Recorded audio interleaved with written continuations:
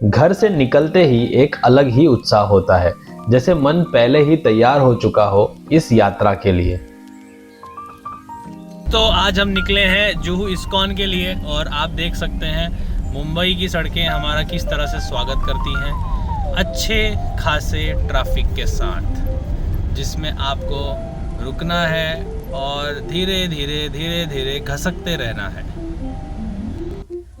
Finally थोड़ा सा राहत मिला है हाईवे पे, जो देख के अच्छा लग रहा है। मंदिर पहुंचते ही सबसे पहली जो चीज सुकून देती है वो है यहाँ की पार्किंग, बहुत बड़ी, साफ और बहुत ही अच्छी व्यवस्था के साथ। और जैसे ही हम एंट्रेंस के पास आते हैं, वहाँ एक बहुत ही सुंदर और गहरी अर्थ वाली झांकी नजर आती है, जहाँ कृष्ण भगवान ने कालिया नाग का दहन किया था।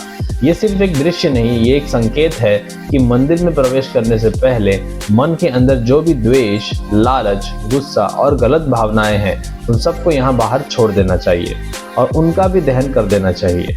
और ये है हमारी धर्मपत्नी जो हमेशा हमारा साथ देती हैं। आपसे भी निवेदन है कि ऐसे जगहों पे, धार्मिक स्थलों पे जब आप जाते हैं तो अपने अर्ध भाग को लेकर जाइए। सिक्योरिटी चेकिंग के बाद अपनी चप्पल आप यहाँ स्टैंड में उतार लीजिए और फिर सामने आता है ये भव्य और दिव्य एंट्रेंस, जिसे देखकर खुद ब खुद सिर झुक जाता है।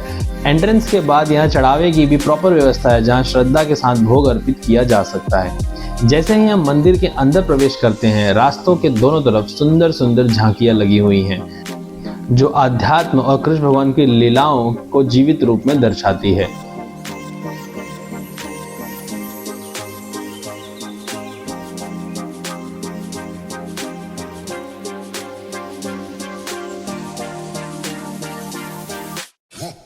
और फिर आंखों के सामने आता है भगवान श्री कृष्ण का मनमोहक दृश्य, जिसे देखकर लगता है जैसे समय वहीं रुक गया हो। दर्शन के बाद जब हम गर्भगृह से बाहर आते हैं तो फिर से कृष्ण लीलाओं की झांकियां मन को भक्ति से भर देती हैं।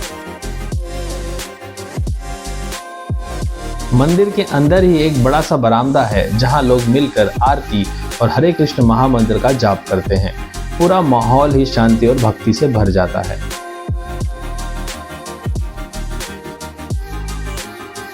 फिर हम एग्जिट की तरफ बढ़ते हैं, जहां सबसे पहले मिलता है एक बुक स्टॉल, जहां भक्ति और ज्ञान से जुड़ी पुस्तकें उपलब्ध होती हैं।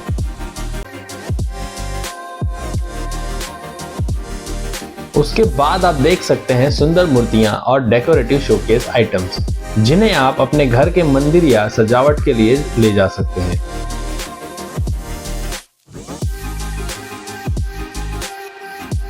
आगे कपड़ों के स्टॉल्स हैं, जहां कन्हैया और राधा रानी के प्रिंटेड कपड़े बहुत ही सुंदर डिजाइन में मिल जाते हैं।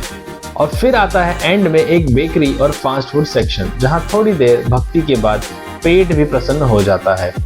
इसके बाद हम आगे बढ़ते हैं उस जगह जहां लाइन लगानी होती है। और भाई साहब, यह चीज आप सबको बिल्कुल ट्राई करनी चाहिए।